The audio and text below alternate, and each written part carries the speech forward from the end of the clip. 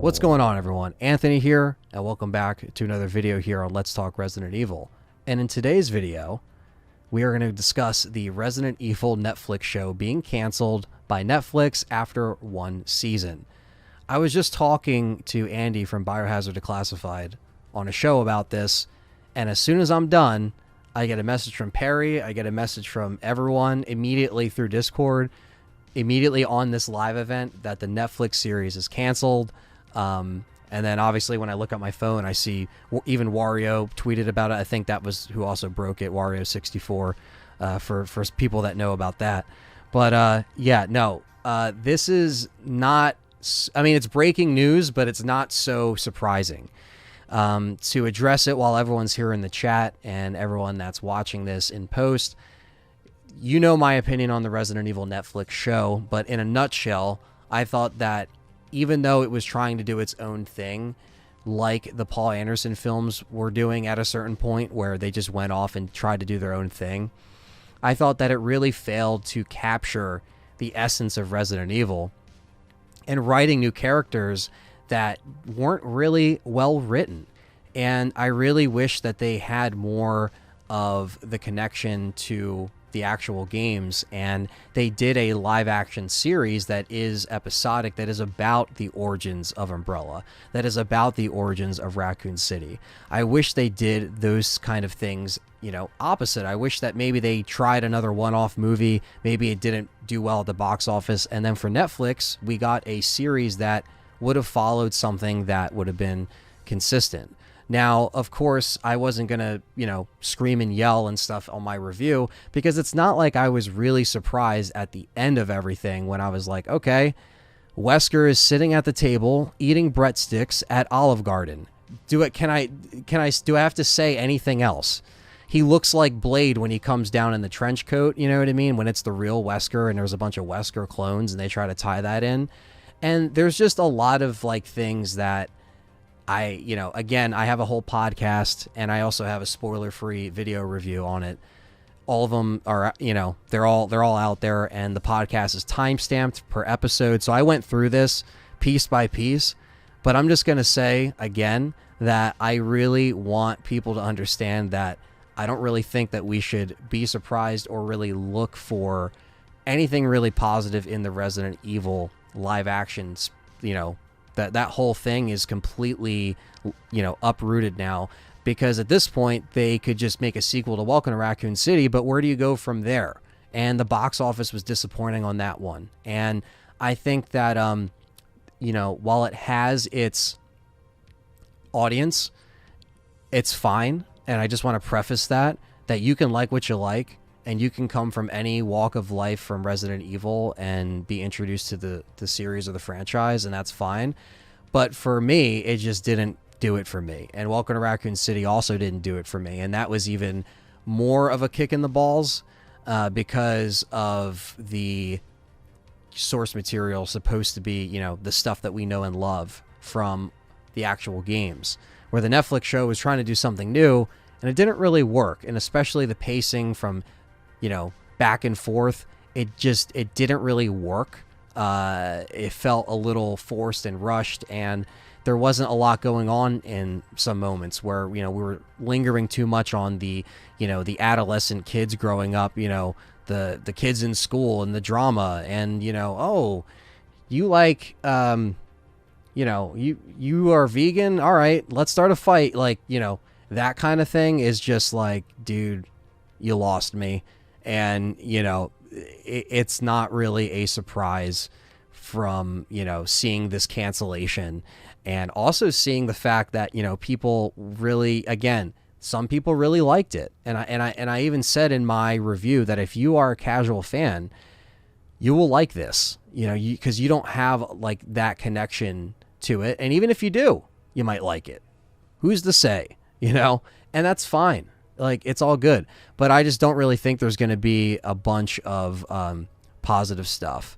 I think there's always going to be, like, you know, I think there's always going to be, like, people that are split on these adaptations and different things. But I want to be clear that, you know, I think it's going to take, you know, fans making something that's a passion project, that's a fan project, that is going to give you, you know, something that is close to what you want to see, you know.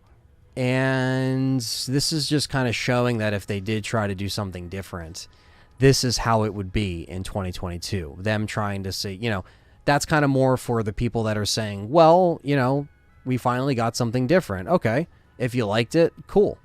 But I think that's something different, and it has, you know, all this crap smeared all over it, and, you know, dumb corporation references, and, you know, P-Hub references, and just like a bunch of stuff that is like completely unnecessary and just completely like, why? And it's supposed to be its own thing, even if it's in a, you know, its own Resident Evil universe, and it's not a full adaptation of anything. It should still respect the source material and still be somewhat faithful, and have writers that really, you know, want to have these characters that are invested for a series, you know, a show, something that is going on continuously, characters that we're supposed to feel for, characters we're supposed to, you know, just have that connection with. And I think they didn't really, you know, knock it out of the park here in terms of developing these characters and making us, you know, feel for them.